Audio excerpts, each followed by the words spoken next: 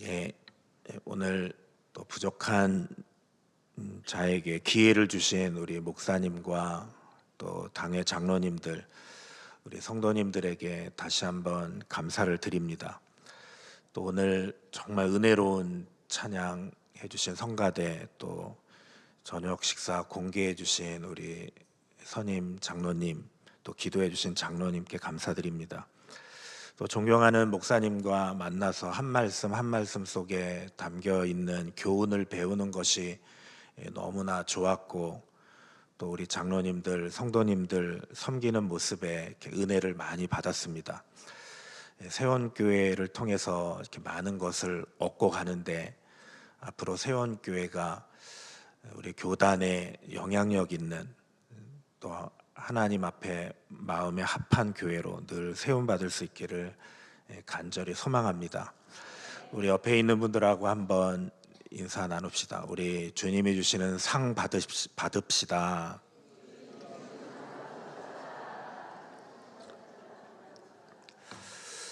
우리나라 축구의 자랑 손흥민 선수가 영국 리그를 떠나 미국 리그에 가서 큰 활약을 보이고 있는 것을 아실 것입니다. 감사한 것은 그가 주장으로 섬겼던 토트넘 팀이 무려 15년 만에 유로파 리그에서 우승을 차지하고 미국으로 건너간 것이죠. 오랜 세월 동안 팀의 간판으로 활약을 했지만 늘 우승과는 그렇게 인연이 없었던 그였기에 그의 우승은 많은 팬들의 가슴을 울렸습니다. 그런데 그보다 더 많은 사람들의 마음을 움직인 장면이 있습니다. 바로 우승의 순간에 손흥민이 흘린 눈물이었습니다. 트로피를 끌어안고 감정을 억누르다 끝내 쏟아낸 그 눈물 속에 수년간의 땀과 인내, 끊임없는 자기관리, 포기의 유혹을 이겨낸 헌신의 시간들이 녹아 있었기 때문입니다. 여러분, 축구 선수의 삶은 결코 화려한 것만은 아닙니다. 어린 시절부터 볼 하나에 인생을 걸고 놀고 싶을 때 놀지 못하고 친구들과 어울릴 시간들을 포기하고 매일 훈련장과 병원, 경기장만 오가는 고단한 반복 속에서 자신과의 싸움을 이겨내는 삶입니다. 피나는 훈련을 계속하고 때론 부상과 슬럼프, 경쟁에서 오는 좌절도 견뎌내야 됩니다. 그런데 그러한 노고 끝에 드디어 우승의 순간이 찾아온 것입니다. 경기가 끝난 후에 팬들의 환호 속에 메달을 목에 걸고 우승컵을 들어 올릴 때 선수들의 환호와 눈물은 단지 기쁨이 아니고 그 모든 희생의 시간들이 헛되지 않았다는 확신에서 흘러나오는 것입니다. 저는 시상식 장면을 볼 때마다 마음이 뜨거워지곤 합니다. 그러나 여러분, 우리에게도 언젠가 하늘에서 이러한 시상식이 열릴 것이라는 것을 생각해 보신 적이 있습니까? 저와 여러분이 죽어서 저 천국 가서 그냥 주님과 더불어서 사는 것만이 아니라고 성경은 얘기합니다. 분명하게 예수님께서 그날 저와 여러분을 향해서 시상식을 마련해 주실 것이라고 말씀하십니다. 상 주실 것이다 말씀하십니다. 그래서 우리가 잘 아는 대로 사도 바울은 그의 죽음을 앞두고 이 사실을 이렇게 얘기했습니다. 우리 디모데후서 4장 8절을 한번 읽겠습니다. 시작. 이제 후로는 나를 위하여 의의 면류관이 예비되었으므로 주 곧 의로우신 재판장이 그날에 내게 주실 것이며 내게만 아니라 주의 나타나심을 사모하는 모든 자에게도다. 여기 보시면 의로우신 재판장이 우리에게 상 주실 것이다, 이렇게 분명히 말씀하셨습니다. 너무나 잘 아는 구절을 한번 다 같이 읽어봤으면 좋겠습니다. 우리 고린도후서 5장 10절 다 같이 한번 읽습니다. 시작. 이는 우리가 다 반드시 그리스도의 심판대 앞에 나타나게 되어 각각 선악간에 그 몸으로 행한 것을 따라 받으려 함이라. 이 한 구절을 보면 중요한 사실을 몇 가지 가르쳐 줍니다. 이는 우리가 다 반드시 그리스도의 심판대 앞에 설 것이다 라고 하는 사실입니다. 아무도 예외가 없습니다. 오늘 예배를 드리고 정말 예수 그리스도를 구세주와 주님으로 영접한 저와 여러분은 반드시 언젠가 천국에 가서 그리스도의 심판대 앞에 설 것이다 말씀하십니다. 근데 이 구절을 보면 한번 구절 좀 띄워주십시오. 중요한 사실은 각각 따라 받으려 함이라. 그러니까 심판대 앞에 서서 뭐 하느냐? 받을 것입니다. 상을 받을 것입니다.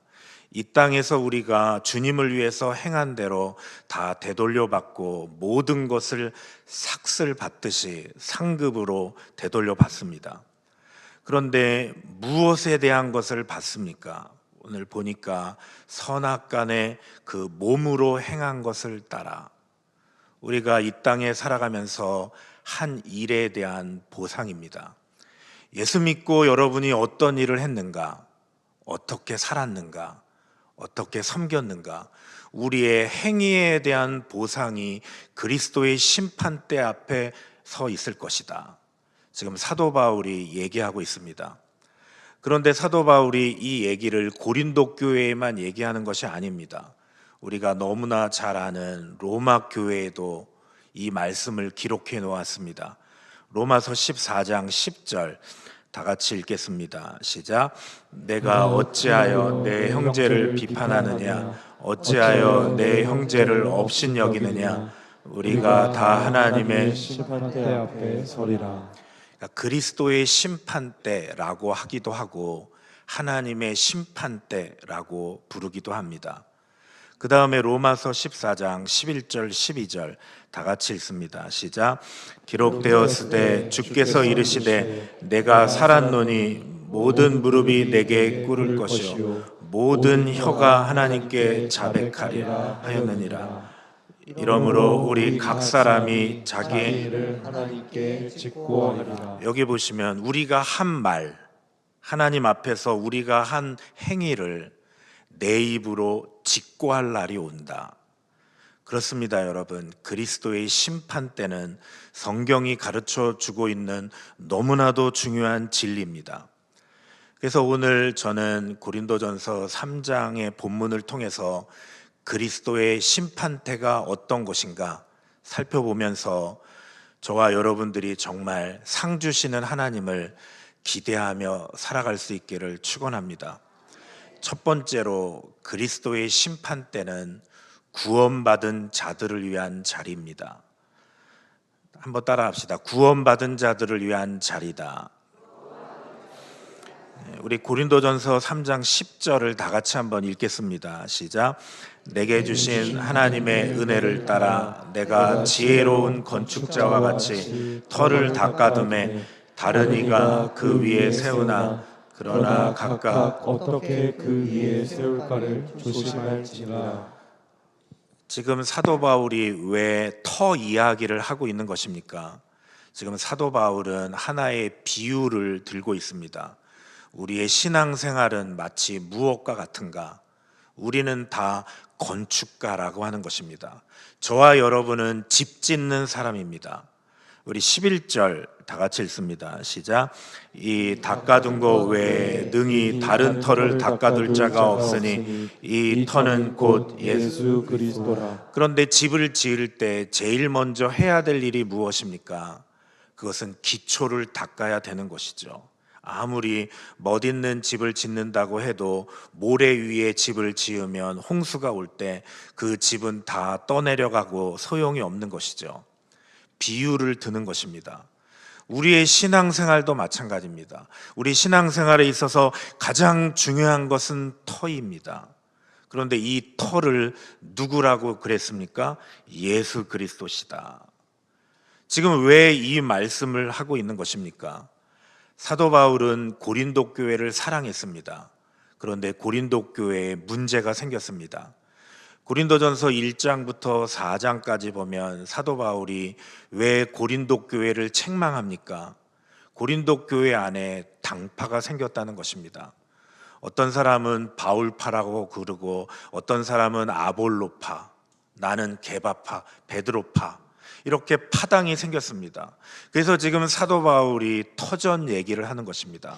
너희가 신앙생활하는 것이 사람의 터 위에 지어졌느냐? 그렇다면 너희는 지금도 구원받지 못한 사람이다 얘기하는 것이죠. 우리의 신앙생활은 사람 위에 세워지는 것이 아니고 예수 그리스도 위에 세워져야 된다 말씀하고 있는 것이죠. 누가 그리스도의 심판대 앞에 가는가? 구원받은 자만이 갈 수 있습니다. 하늘나라 시상식은 아무나 참여할 수 있는 것이 아닙니다. 예수 그리스도를 나의 구주와 주님으로 영접한 사람만이 그리스도의 심판대 앞에 참여할 수 있습니다. 내 행위가 아닙니다. 내가 얼마나 착하게 살았나, 내가 교회에 나와서 얼마나 선한 종교 생활을 했는가와 상관없습니다. 우리가 이 땅에서 그런 착한 일을 했다고 영혼을 천국에서 보내는 게 아니라는 것입니다. 믿음입니다. 누구를 얼마나 믿느냐, 무엇을 믿느냐가 중요합니다. 예수님은 말씀하셨죠. 요한복음 14장 6절, 내가 곧 길이요 진리요 생명이니 나로 말미암지 않고는 아버지께로 올 자가 없느니라. 누구를 믿어야 됩니까? 예수를 믿어야 됩니다. 그분이 하나님의 아들이심을 믿어야 됩니다. 하나님이 왜 인간의 몸을 입고 이 땅에 오셨는가? 내가 달려야 할 그 십자가에서 예수님께서 내 죄를 대속하시기 위해 대신 달려 죽으시기 위해 오셨다는 것이죠. 이것을 내가 믿는 순간에 우리는 이 땅에서 몇 년을 살았던 상관없이, 어떤 위치에 있었든지 상관없이, 얼마나 공부를 많이 했는지 학력과 상관없이 우리는 하늘나라에서 새하늘과 새 땅에서 영혼을 보낼 줄 믿습니다. 그러면 예수 믿지 않는 사람들은 어디에 가는가? 그리스도의 심판대가 아니고 백보자 심판대에 간다 말씀합니다. 그러니까 성경에는 두 가지 심판대를 얘기하고 있습니다. 하나는 그리스도의 심판대, 하나님의 심판대, 다 같은 얘기죠. 또 하나는 백보자 심판대. 우리 요한계시록 20장 한번 보겠습니다. 11절 다 같이 읽습니다. 시작. 또 내가 크고 흰 보자와 그 위에 앉으신 이를 보니 땅과 하늘이 그 앞에서 피하여 간데 없더라. 어떤 보자? 신보자. 그래서 백보자라고 그러는 것이죠. 12절 시작. 또 내가 보니 죽은 자들이 큰 자나 작은 자나 그 보좌 앞에 서 있는데 책들이 펴 있고 또 다른 책이 펴졌으니 곧 생명책이라. 죽은 자들이 자기의 행위를 따라 책들에 기록된 대로 심판을 받으니. 잘 보십시오. 백보자 심판대 가면 두 가지 책이 있습니다. 하나의 책이 있는데 그것은 생명책입니다. 또 한 종류의 책이 있는데 그것은 행위가 적힌 수많은 책들입니다. 우리 13절부터 15절까지 다 같이 읽습니다. 시작. 바다가 그 가운데서 죽은 자들을 내주고 또 사망과 음부도 그 가운데서 죽은 자들을 내주매 각 사람이 자기의 행위대로 심판을 받고 사망과 음부도 불못에 던져지니 이것은 둘째 사망 곧 불못이라. 누구든지 생명책에 기록되지 못한 자는 불못에 던져지더라. 두 가지 심판대가 있습니다. 그리스도의 심판대가 있고 백보자 심판대가 있습니다. 그런데 백보자 심판대는 누가 갑니까? 예수 믿지 않은 사람들이 갑니다. 거기에는 두 개의 책이 펼쳐져 있습니다. 하나는 생명책입니다. 이 백보자 심판대에는 생명책의 이름이 기록되지 아니한 모든 사람들이 참석합니다. 그런데 거기에 보면 수많은 책들이 있고 행위대로 심판을 받는다 얘기합니다. 무슨 말씀입니까? 지옥 간다고 다 똑같은 지옥이 아니라는 것입니다. 보면 예수 믿지 않은 사람 가운데도 정말 착한 사람들이 있죠. 예수 믿지 않는 사람들 가운데도 선한 일 많이 하고 또 한편 악한 일 많이 한 사람 있죠. 사람이 구분이 되지 않습니까? 아니 왜 그 사람들이 다 똑같이 지옥 가야 되느냐? 불평하며 얘기할 때가 있습니다. 그러나 여러분 안심하십시오. 우리 하나님은 공의로우신 하나님입니다. 믿지 않는 자들도 다 그들의 행위가 기록되고 있다고 말씀합니다. 그 행위에 따라 심판이 다르다 말씀하고 있습니다. 그들은 비록 지옥에 가지만 행위에 따라 다 일일이 다른 심판을 받게 될 것이라고 얘기합니다. 그러나 우리 믿는 사람들은 백보자 심판대에 가지 않습니다. 우리가 가야 될 곳은 무슨 심판대라고요? 그리스도의 심판대, 하늘나라 시상식입니다. 여러분, 이 질문은 우리에게 너무나 중요한 질문입니다. 정말 저와 여러분은 그리스도의 심판대에 들어갈 자신이 있으십니까? 아이고, 내가 교회를 몇 년 다녔는데요, 목사님. 내가 교회 봉사한 게 얼만데요. 그런 얘기로 우기지 마시고, 정말 여러분은 오늘 죽는다면 하늘나라에 들어가 하나님이 베푸시는 그 시상식에 참석할 자신이 있느냐는 거죠. 백보자 심판대에 가지 않을 확신이 있으십니까? 그래서 우리가 늘 옆에 형제 자매들에게 겸손하지만 진실되게 물어야 될 질문이 있다면 저는 이것이라고 생각합니다. 정말 여러분들이 그 사람을 사랑한다면, 내 부모, 내 자녀, 내 남편과 아내를 정말 사랑한다면 그들에게 꼭 물어야 될 질문이 무엇입니까? 구원 받았습니까? 하는 얘기죠. 정말 여러분이 그 영혼을 사랑한다면, 삶이 이 땅이 다가 아니라는 것을 믿는다면, 죽어 심판이 있다는 것을 정말 믿는다면, 우리가 해야 될 가장 중요한 사역은 여러분 주위에 있는 사람들에게 다가가서 기도하며 기회를 봐가지고, 형제님, 자매님, 구원 받았습니까? 내 아들아, 내 딸아, 너 구원 받았니? 이렇게 꼭 물어야 될 줄 믿습니다. 우리 한번 양쪽 옆에 사람 보고 심각한 표정을 지으시면서 구원 받으셨습니까? 한번 지금 물어보십시오. 여러분은 털을 올바로 닦으셨습니까? 유성의 자운대에 위치한 국군 군의학교 교정에는 사람의 눈길을 끄는 거대한 돌비가 있습니다. 그 돌비에는 군의학교의 정신을 압축한 한 문구가 쓰여져 있습니다. 그 한마디는 살려야 한다.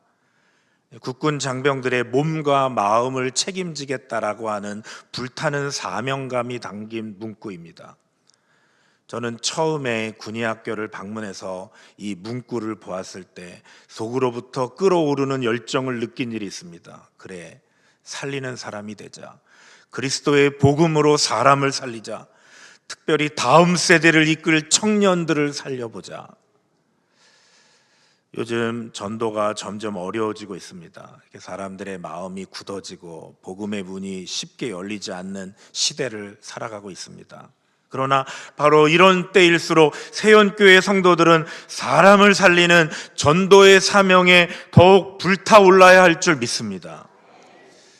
저희 교회에서 너무 성구한데, 저희 대광교회는 전도 폭파 훈련을 통해서 복음을 전하는 성도들이 많습니다. 그런데 우리 교회 교인들의 전도를 가만히 보면 단순히 말로 전도하지 않습니다. 정말 관계를 맺고 섬김으로 다가가서 한 영혼을 위해서 오랜 시간 헌신합니다. 예를 들어 한 성도는 전도 대상자를 10명에서 20명까지 작정해 놓고 일주일에 한두 번씩 꾸준히 찾아갑니다. 그래서 어떤 빵집에 들러가 가지고 빵 사고, 커피숍에 가서 커피를 산 다음에 빵 주고 커피 사고, 또 약국에 들러서 산 커피 주고 바카스 사고, 그리고 옷가게에 가가지고 바카스 주고 양말 사고, 그래서 떡집에 가가지고 양말 주고 떡 사고, 그렇게 20명 정도 딱 대상자를 하면서 계속 전도 될 때까지 계속 섬기는 거죠. 그러면서 관계를 이어갑니다. 이렇게 섬기는 삶을 통해서 자연스럽게 마음의 문을 열고 복음을 전합니다. 그래서 우리 교회 같은 경우는 70%가 전도를 통해 믿음으로 들어온 분이고 30%만 다른 교회에서 옮겨온 분입니다. 올해만에도 한 120 가정이 세가족으로 등록을 했는데 그 비율은 여전히 유지되고 있습니다. 7대 3, 전도 7, 수평이동 3. 여러분, 우리 주변에는 아직도 주님을 알지 못하는 사람들이 너무 많습니다. 그러므로 우리는 더욱 복음을 전해야 됩니다. 왜냐하면 그리스도의 심판 때는 아무나 들어가는 것이 아니고 구원받은 자들을 위한 자리이기 때문입니다. 두 번째로, 그리스도의 심판 때는 구원받은 자들의 모든 행위가 드러나는 자리입니다. 한번 따라합시다. 구원받은 자들의 모든 행위가 드러나는 자리다. 우리 오늘 본문 13절 다 같이 한번 읽겠습니다. 시작. 각 사람의 공적이 나타날 터인데 그날이 공적을 밝히리니 이는 불로 나타내고 그 불이 각 사람의 공적이 어떠한 것을 시험할 것이니라. 여기 보면 계속 반복되는 단어가 뭔지 한번 살펴보십시오. 각 사람의 공적이 뭐할 터인데, 나타날 터인데, 그날이 공적을 뭐하리니, 밝히리니, 이는 불로 뭐하고 나타나고. 사실 다 같은 단어를 반복해서 사용했습니다. 왜 그렇습니까? 그리스도의 심판 때는 어떤 자리냐면, 시상식은 시상식인데 그날 우리가 이 땅에서 살았던 모든 행위들이 다 드러나는 자리입니다. 우리가 하나님을 위해 행한 모든 일들이 다 그 자리에서 명백하게 드러날 것입니다. 무엇이 드러납니까? 행위가 드러납니다. 예수 믿고 난 이후에 우리가 행했던 모든 행위들이 다 드러나게 됩니다. 사도 바울은 이것을 계속해서 집 짓는 비유로 설명합니다. 12절 다 같이 읽습니다. 시작. 만일 누구든지 금이나 은이나 보석이나 나무나 풀이나 짚으로 이 터 위에 세우면. 이 세상 사람들이 집을 지을 때는 수만 가지 재료로 집을 짓습니다. 그러나 신앙의 집은 두 가지 재료로 집을 짓는다 말씀합니다. 첫 번째 종류는 금과 은과 보석입니다. 두 번째는 나무와 풀과 집입니다. 어떤 차이가 있습니까? 금과 은과 보석은 불에 타지 않습니다. 영속적이죠. 나무와 풀과 집은 불에 타고 일시적입니다. 여러분, 모든 그리스도인의 신앙생활, 예수 믿고 난 이후에 저와 여러분의 신앙의 모든 행위는 이 두 가지 중에 하나에 속한다고 말씀하는 것입니다. 어떤 것은 금과 은과 보석에 속하는 것들이 있고, 어떤 것들은 나무와 풀과 집과 같은 것들이 있다 말씀하는 것입니다. 선한 일을 했다고 해서 다 선한 일이 아닙니다. 교회를 위해 봉사했다고 해서 다 똑같은 봉사가 아닙니다. 어떤 것은 불에 타지 않는 보석과 같은 것이 있고, 어떤 것은 풀과 같은 것이 있다고 말씀하는 것입니다. 금과 은과 보석은 뭡니까? 이것은 하나님의 지혜로, 하나님의 뜻대로, 올바른 동기로 믿음 생활하는 것이죠. 나무와 풀과 집은 무엇을 의미합니까? 이것은 인간의 지혜로, 내 잔꾀로 봉사를 한 거죠. 인간적인 방법을 쓰고 순수하지 못한 동기로 하나님을 섬긴 것입니다. 사람들에게 잘 보이려고 하고 눈가림하려고 하고. 여러분, 이런 생각을 한번 해보시기 바랍니다. 여기에 두 사람이 있습니다. 한 사람은 세상에서 아주 높은 지위를 가졌습니다. 재산도 꽤 많습니다. 세상에서 똑똑하고 재산도 많으니까 교회에 나와서 신앙생활하게 되는데 자연히 교회에서도 직분을 차지하게 됩니다. 어떤 분들은 생각하기를 교회는 믿음으로 직분을 정해야지. 그렇지만 실상 보면 그렇지 않더라고요. 왜요? 사람들이 모인 단체이기 때문에 리더십이 필요합니다. 사람들을 통솔하기 때문에 안수집사나 권사나 장로나 똑똑하고 리더십이 있는 사람들이 그 자리에 앉게 되는 경우들이 많더라고요.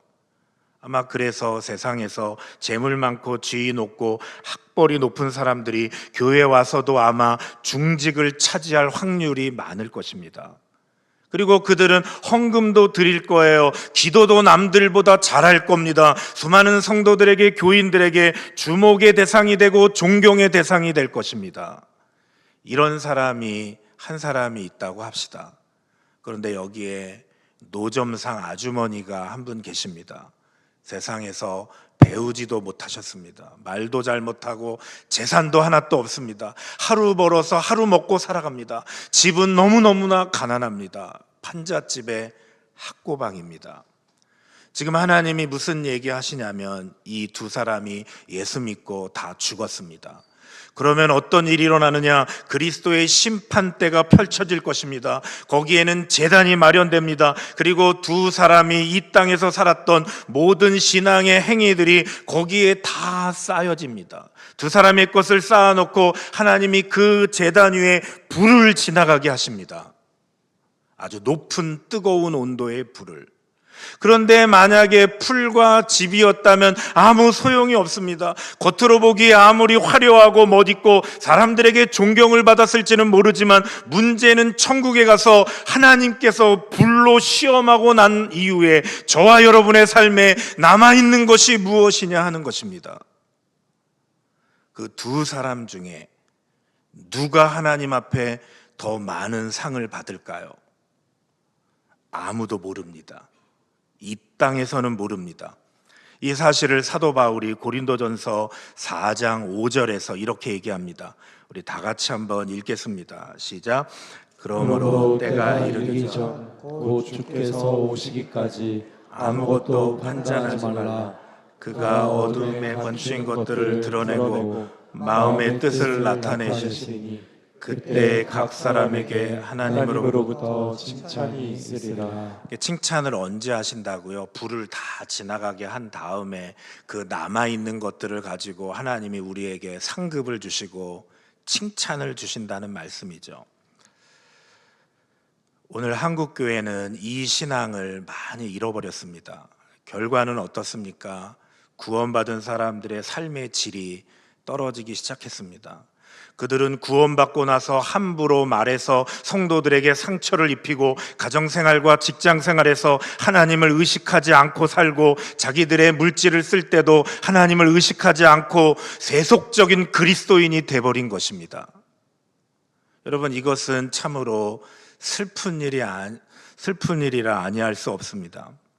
오늘 예수님의 말씀에 다시 한번 귀를 기울여야 될 것 같습니다. 예수님은 복음서에서 수없이 명확한 단어로 우리에게 이 땅에서 구원받고 난 이후에 우리의 말과 행실과 삶을 어떻게 사느냐에 따라서 우리의 영혼의 삶의 질이 달라질 것이라고 그 말씀을 누누이 강조하셨습니다.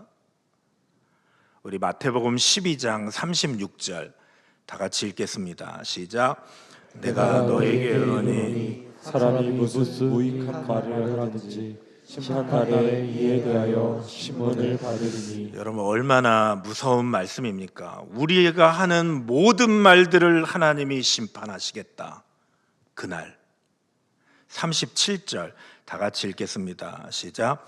내 말로 의롭다함을 받고 내 말로 정죄함을 받으리라. 무슨 말입니까? 훗날 정죄와 의로움을 받는 것은 우리가 행한 말에 따라서 심판을 받게 된다는 것입니다.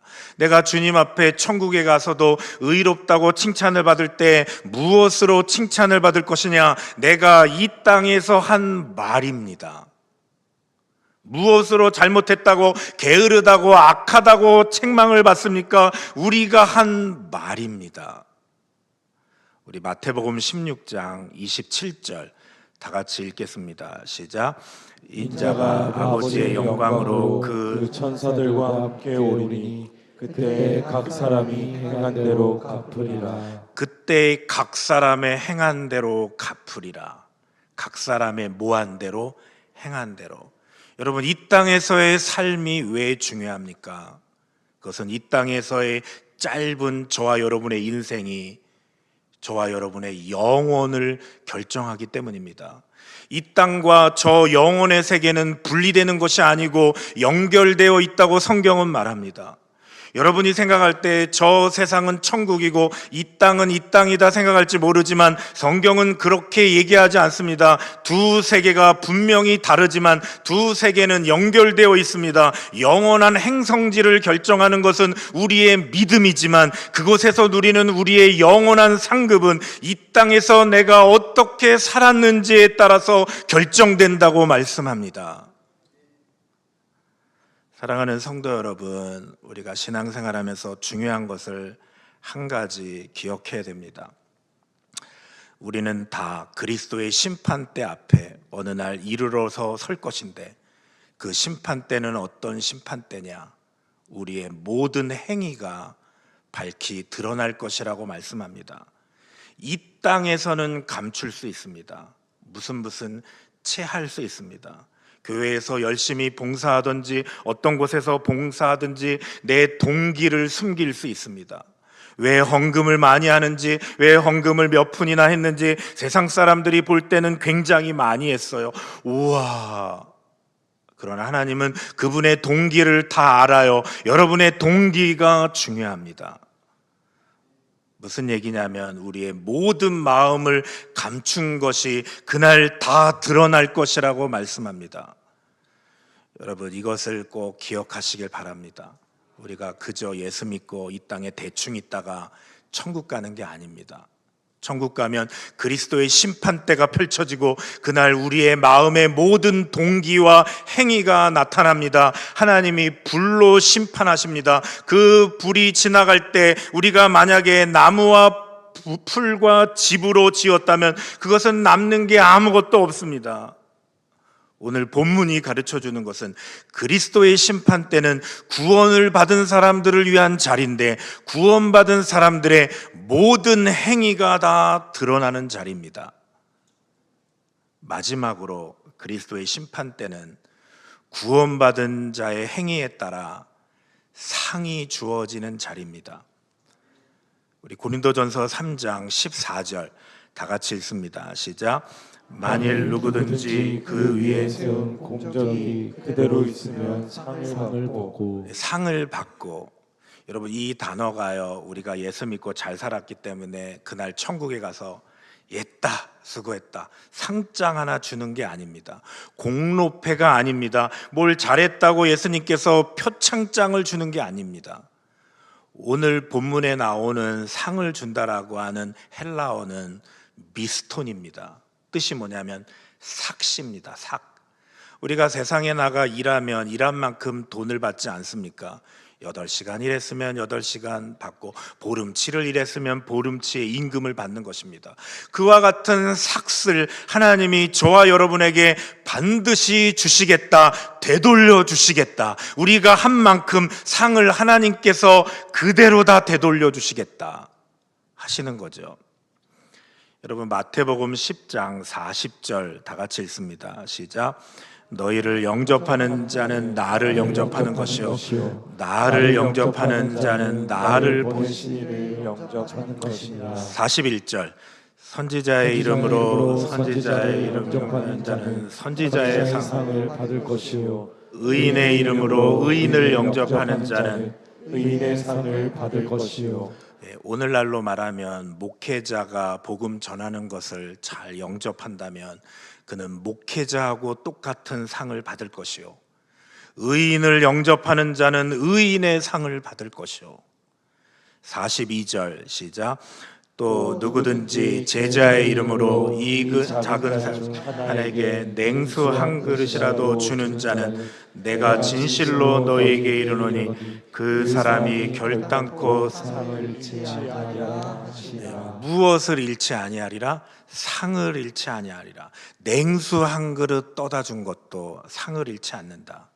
여러분 기억하십시오. 작은 소자에게 찬물 한 그릇 올바른 마음으로 대접한 거 하나님이 되돌려 주십니다. 다른 사람들을 위해 간절한 마음으로 여러분이 1시간 꿇어 엎드려 중보한 거 하나님 잊어버리지 아니하시고 상 주신다고 말씀합니다. 사랑의 마음으로 참고 희생한 거, 아유 남편이 너무너무 예수 믿는 거 핍박합니다. 성격이 고약해요.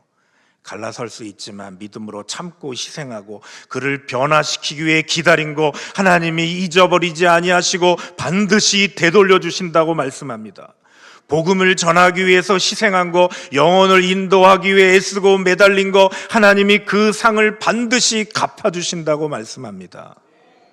이 땅에서 저와 여러분이 하나님의 나라를 위해서 재물과 시간과 재능을 드린 거 하나도 빼놓지 않고 하나님이 여러분에게 돌려주신다고 말씀합니다. 여러분이요, 토요일 날 새벽 1시, 2시까지 그냥 TV 나와서 몽롱한 정신으로 예배드리는 사람하고, 야, 내일이 주일이구나 준비하고 나와 예배드린 사람의 상이 다르다고 하나님 말씀합니다. 반드시 갚으신다고요. 불쌍한 사람들을 위해 돈을 내어주고 구제하고 선교하고 내가 봉사한 거 하나님이 상 주신다고 말씀하십니다. 예수님을 위해서 고난받고 핍박받은 거, 복음을 전하기 위해 수고한 것에 다 상이 있습니다. 오늘 정말 아주 은혜로운 찬양 우리 성가대 해주셨는데, 여러분 성가대 한 거에 상이 있음을 믿으십니까? 그렇다면 여러분 연습 시간에 늦지 마십시오. 참 마음이 아픕니다. 저하고 성가대하고는 상관이 없습니다. 지휘자만 애타지. 마음이 아픈 것뿐이죠. 왜 마음이 아프죠? 여러분이 노력하고도 상을 못 받을 수 있으니까. 그렇습니다. 그리스도의 심판 때는 어떤 자리냐? 우리가 이 땅에서 주님을 위해 행한 모든 작은 일들까지 반드시 상 받는 자리인 줄 믿습니다. 특별히 성경은 우리 찬양도 아주 오늘 본문하고 너무 연관이 잘 되는데, 하나님의 심판 때에서 받는 그 상을 면류관을 받았습니다, 이런 표현으로 자주 얘기하죠. 이 면류관이요, 이게 모자 쓰는 게 아닙니다. 이게 다 비유입니다. 면류관은 통치권을 상징합니다. 우리 데살로니가전서 2장 19절을 보시면 기쁨의 면류관을 말합니다. 기쁨으로 통치하게 될 것이다. 베드로전서 5장 4절을 보시면 영광의 면류관, 우리가 영광스럽게 통치할 것이다, 주님과 함께. 디모데후서 4장 8절 의의 면류관, 야고보서 1장 12절 생명의 면류관, 우리가 의와 생명으로 충만한 통치를 하게 된다. 뭘 다스린단 말인가? 뭘 통치한단 말인가? 어떤 신학자들은 이것을 이렇게 해석하는 분들도 있습니다. 행성들을 다스리게 된다, 별들을 다스리게 된다 해석을 했습니다. 이 우주에는 무한한 행성들이 있습니다. 은하계만 해도 100억 개가 되고 그 행성은 10의 64승계가 있습니다. 수학을 아무리 잘하는 사람도 10의 64승 계산이 안 됩니다. 그러니까 쉽게 말하면 해변의 무수한 모래처럼 많은 행성들이 이 우주에 있습니다. 그리고 이 우주는 계속 팽창하고 있습니다. 우리가 그 많은 행성들을 다스릴 것이다. 그럴듯한 해석입니다. 왜냐하면 누가복음 19장 17절 다 같이 한번 읽겠습니다. 시작. 주인이 이르되 잘하였도다 착한 종이여, 내가 지극히 작은 것에 충성하였으니 10고울 권세를 차지하라 하고, 우리 19절을 보면 5고울을 차지하라. 10고울 다스릴 권세를 주시고 5고울 다스릴 권세를 주시고, 그래서 신약학자들이 이것은 그들도 곰곰이 생각했겠죠. 정확하게 저도 잘 모르겠지만 10개 행성 다스리고 5개 행성을 다스리고, 아니 그러면 신약학자들 얘기입니다. 아니 10개 행성 다스리려면 당연히 우주 여행을 해야 되지 않습니까? 행성과 행성 사이에 우주 여행을 신나게 하는데 그러면 뭐 우주선 타고 여행하는 건가? 그건 또 아니랍니다. 우리의 몸이 그때는 부활체가 돼서 시공을 초월하는 능력의 몸으로 변화가 되기 때문에 우주선 없이도 얼마든지 여행할 수 있다. 믿거나 말거나 신학학자들이 그런 얘기합니다. 우리 계시록 22장 5절 다 같이 읽겠습니다. 시작. 다시 밤이 없겠고 등불과 햇빛이 쓸데없으니 이는 주 하나님이 그들에게 비치심이라. 그들이 세세토록 왕노릇한다. 우리가 새 하늘과 새 땅에 가면 우리는 영원히 하나님과 함께 다스리며 살게 될 것이다. 이것을 예수님이 한마디로 이렇게 요약하셨습니다. 마태복음 13장 43절에 보면 그때 의인들은 자기 아버지의 나라에서 해와 같이 빛나리라. 사도 바울이요, 이 상 받기 위해서 열심히 뛰었다고 하죠. 여기까지는 잘 압니다. 그러나 우리가 모르는 부분이 있습니다. 그것은 고린도전서 3장 15절입니다. 거기 보시면 누구든지 그 공적이 불타면 해를 받으리니, 뭐를 받으리니? 해를 받으리니, 그러나 자신은 구원을 받되 불 가운데서 받은 것과 같으리라. 무슨 얘기입니까? 그리스도의 심판대에 가서 공력을 다 테스트해 봤어요. 아니, 이 땅에서 볼 때는 너무너무나 건사한 맨션이었는데 하나님의 불이 확 지나가 보니까 하나도 없네. 아니, 우리 교회 그 김 집사가 그렇게 봉사하고 교회에 잘 섬기는 것 같더니 불 한 번 싹 지나갔는데 남는 게 하나도 없네. 혹시 김 집사님들 계시면 놀라지 마시고, 그러니까 예를 든 겁니다. 그런데 어떻게 된 겁니까? 여기서 해를 받으리니, 이 헬라어는 조금 지나치게 번역을 했습니다. 해를 받는다라고 하는 말이 뭐냐면 구원을 잃는다는 것은 아닙니다. 그럼 무슨 얘기입니까? 그리스도 심판대 앞에 가서는 구원은 잃지 않습니다. 그러나 구원을 잃지 않는다 할지라도 이 땅에서의 산 삶을 보여주는 그 선한 행위가 하나도 없는 상태로 저와 여러분이 영혼을 보낼 수 있단 말입니까? 잘 들어보십시오. 우리가 구원을 잃지는 않지만 이 땅에서 선한 행위가 아무것도 없는 부끄러운 상태로 영혼을 산단 말입니까? 그래도 천국이니까 좋긴 좋겠죠. 그러나 구원은 받았는데 우리 그런 달란트 비유 있지 않습니까? 한 달란트 남겨놓은 그 청지기를 향해서 이 악하고 게으른 종아 하면서 핀잔하셨던 하나님 말씀처럼 이 땅에서의 열매가 하나도 없어요. 선한 행위도 없어요. 금은 보석이 하나도 없어요. 그런 상태로 천국과 새하늘과 새 땅에서 영원한 삶을 산다는 말입니까? 공적이 불타면 해를 받으리니 부끄러운 구원이 있냐고요? 여러분, 있습니다. 구원을 얻되 불 가운데서 얻은 것과 같은 일이라.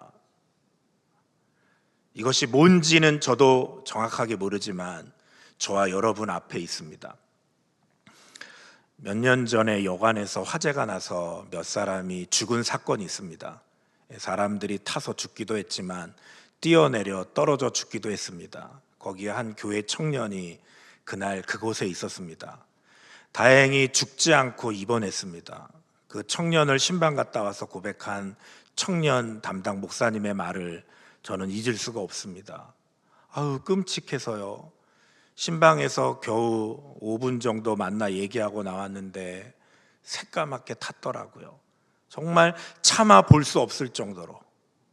그런데 가서 얘기를 하는데 이렇게 얘기를 하더래요. 눈도 다 타고 눈썹도 하나도 없고 형체도 알아볼 수 없는 그 눈으로 눈물을 철철 흐르면서 목사님, 이제 부끄러워서 어떻게 주님을 만나지요?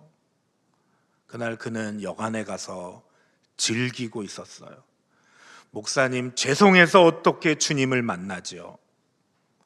그 나오지도 않는 꺽꺽거리는 목소리로 꺽꺽 울면서 목사님에게 그렇게 되물었다고 합니다. 그리고 그 다음 날 그 청년은 이 땅을 떠났습니다.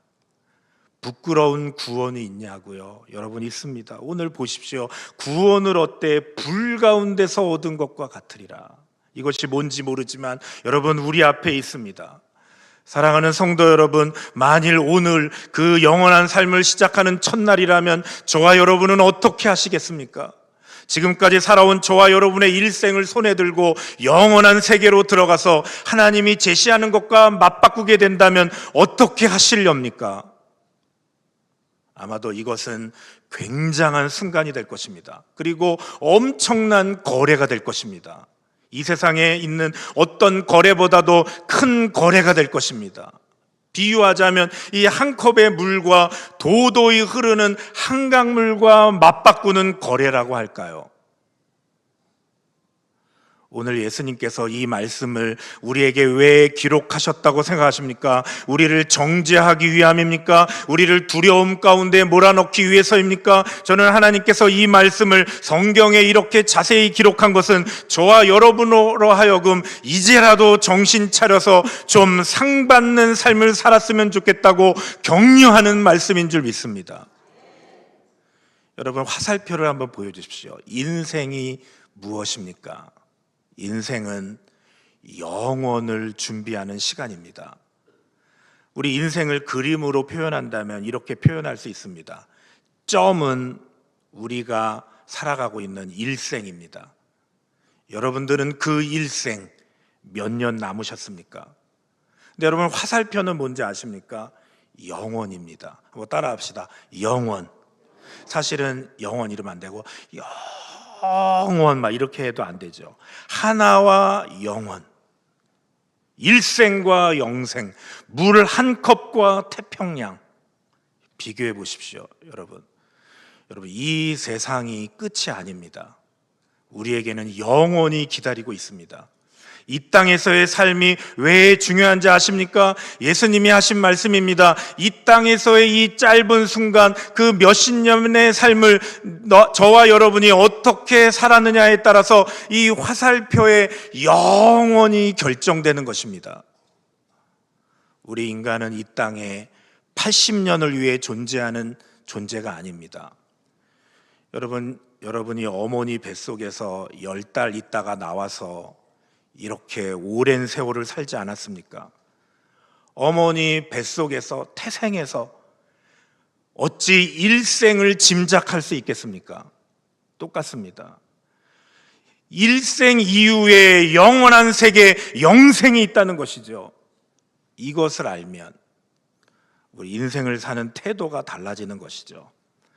영혼을 아는 사람은 이 세상의 부귀영화만을 위해 살지 않습니다. 돈을 벌기 위해만 살지 않습니다. 이 세상의 성공만을 위해 살지 않습니다. 영혼이 있는 것을 아는 사람은 삶의 목적도, 삶의 의미도, 삶의 가치도 다 달라집니다. 영원한 삶에 다가갈수록, 영원한 삶에 다가간다는 것은 죽음을 얘기하는 것이죠. 하나님께 가까이 갈수록 이 세상의 것은 다 작아 보이는 것입니다. 저는 저와 여러분 중에 단 한 명도 이 세상만을 위해 사는 분들이 없기를 바랍니다. 이 세상은요, 곧 끝납니다. 순식간에 끝납니다. 그리고 우리에게는 영원히 기다리고 있습니다. 우리의 태생이 일생을 준비했던 과정인 것만큼 일생은 앞으로 이 세상 영생을 준비하는 기간입니다. 이것을 믿는 사람은 지금부터라도 영혼을 위해 투자합니다. 여러분 스스로에게 한번 조용히 물어보십시오. 나는 지금 영혼을 위해서 뭘 투자하고 있는가? 영혼을 위해 재정을 쓰는가? 영혼을 위해서 시간을 쓰는가? 영혼을 위해서 내 은사와 내 달란트를 쓰고 있는가? 사랑하는 성도 여러분, 예수 믿고 나서 우리가 행하는 모든 행위가 다 중요합니다. 내가 남편으로 어떻게 했는가, 아내로서 어떻게 했는가, 부모 노릇을 어떻게 했는가, 교회에 맡긴 직분을 어떻게 했는가. 집사라고 해서 다 똑같은 집사가 아닙니다. 헌금이라고 해서 다 똑같은 헌금이 아닙니다. 사람은 알 수 없습니다. 그러나 하나님은 우리의 마음의 동기와 행위를 지금도 보고 계실 뿐만 아니라 언젠가는 그리스도의 심판대를 펴놓고 우리를 심판하실 것이라고 말씀합니다. 우리가 그날 가서 함께 상 받을 수 있기를 주님의 이름으로 축원합니다. 아멘. 이 가운데 부끄러운 구원을 얻는 자가 하나도 없기를 주님의 이름으로 축원합니다. 우리 기도하겠습니다. 우리 사랑하는 성도 여러분, 오늘 말씀처럼 우리는 그리스도의 심판대 앞에 설 사람들입니다.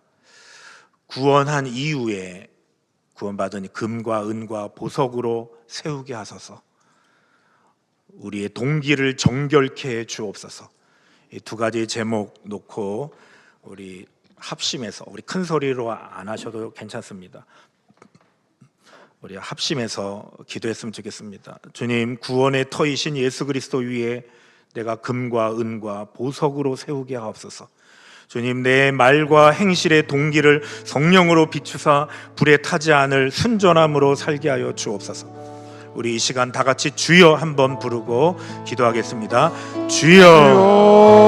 이로우신 하나님 아버지, 오늘 우리를 말씀 앞으로 부르시고 영혼을 보게 하시니 감사합니다. 주님, 구원의 터를 주신 은혜 위에 우리의 전 생애를 금과 은과 보석으로 세우기를 원합니다. 예배의 시간, 가정의 시간, 직장과 학교의 시간까지 주 앞에 드리오니 믿음의 순종과 사랑의 섬김으로 쌓아갈 수 있도록 주님 도와주시옵소서. 주님, 우리의 마음을 살펴주옵소서. 사람의 시선이 아닌 주의 눈을 의식하게 하시고 인정욕과 편의, 습관적 신앙감 아버지 하나님 다 태워주시고 말 한마디 작은 헌신, 냉수 한 그릇의 사랑까지도 죽게 하듯 하게 하여 주시고 숨은 중고 와 눈물의 섬김이 하늘의 상급으로 기억될 수 있도록 주님 도와주시옵소서. 성령 하나님, 오늘 다짐이 결심으로 끝나지 않게 하여 주시고 아버지 하나님, 우리의 삶의 선택에서 곧바로 열매 맺게 하여 주옵소서. 가정에서 배우자와 자녀를 향한 말이 달라지게 하시고 교회와 이웃을 향한 발걸음이 가벼워지게 하시고 재정과 시간의 우선순위가 하늘을 바라보게 하여 주옵소서. 주 예수여, 그날 잘하였도다 착하고 충성된 종아, 칭찬받는 하나님의 자녀들 되길 원합니다. 오늘 우리를 새롭게 하여 주시고 상 주시는 이를 기쁨으로 따라가는 우리의 삶이 될 수 있도록 주님 도와주시옵소서. 우리 마지막 한번 합심 기도했으면 좋겠어요. 우리가 부흥회를 통해서 제자는 성장하는 삶, 신뢰하는 삶, 사랑의 삶, 시련을 믿음으로 감당하는 삶, 은혜의식 가지고 살아가는 삶, 또 많은 열매를 맺는 삶, 또 결국은 하늘나라에서 상 받는 삶, 우리가 7가지 정도만 살펴봤는데 이 시간 제자의 삶을 위해서 한 목소리로 나아갔으면 좋겠습니다. 주님, 말씀으로, 예배로, 그리고 순종으로 성장하고 하나님을 신뢰하는 믿음을 주옵소서. 십자가의 사랑으로 관계를 새롭게 하시고 시련 속에서도 흔들리지 않게 하시고 받은 은혜를 흘려보내 열매 맺게 하시고 그날 주께서 예비하신 상급을 바라보게 하여 주옵소서. 우리 다 같이 합심하여 주여 한번 부르고 기도하겠습니다. 주여. 아버지 하나님, 우리를 제자로 부르신 은혜를 찬양합니다. 아버지 하나님, 말씀으로 생각을 새롭게 하여 주시고 복음으로 마음을 경고케 하여 주셔서 어린아이의 신앙에서 장성한 분량으로 성장할 수 있도록 주님 도와주시옵소서. 보이는 형편보다 말씀의 약속을 더 신뢰하며 이해보다 순종을 앞세우는 아버지 하나님 신뢰의 삶을 살아갈 수 있도록 도와주시옵소서. 주님, 십자가의 사랑으로 우리의 관계를 씻겨주시고 용서 화해의 발걸음을 떼게 하여 주시옵소서. 오해와 상처를 붙잡고 먼저 낮아지는 사랑을 선택하게 하여 주시옵시고 시련의 때에 낙심하지 않게 하여 주시고 연단을 통해 소망이 더 빛나게 하여 주시옵소서. 성령 하나님, 값없이 받은 은혜가 우리 안에 늘 머물러 있게 하여 주시고 흘러 열방까지 전해지게 하시고 일상의 자리에서 작은 순종들을 통해 선한 열매가 맺혀지게 하여 주시고 숨은 곳에 기도와 섬김이 하늘의 장부에까지 기록될 수 있도록 주님 도와주시옵소서. 주 예수여, 그날 그리스도의 심판대 앞에서 불을 지나가 남을 공적을 준비하게 하여 주시고 상복을 기복이 아닌 거룩한 소망으로 바라보게 하여 주시고 우리의 시간과 재능과 관계를 주의 통치 아래에 두어 금은 보석으로 날마다 세워 잘하였도다 칭찬받는 하나님의 자녀들이 되도록 주님 도와주시옵소서. 이 부흥의 모든 시간 이후에 아버지 하나님 주의 권능을 더하여 주시고 교회와 가정과 다음 세대가 복음으로 살아나게 하시고 다시 한번 세운교회 위에 부흥을 허락하여 주옵소서. 부흥을 주시옵소서. 세운교회 위에 부흥의 불이여 임하시옵소서. 은혜로 함께하여 주시옵소서. 제자의 길을 결단하며 예수님의 이름으로 기도하옵나이다.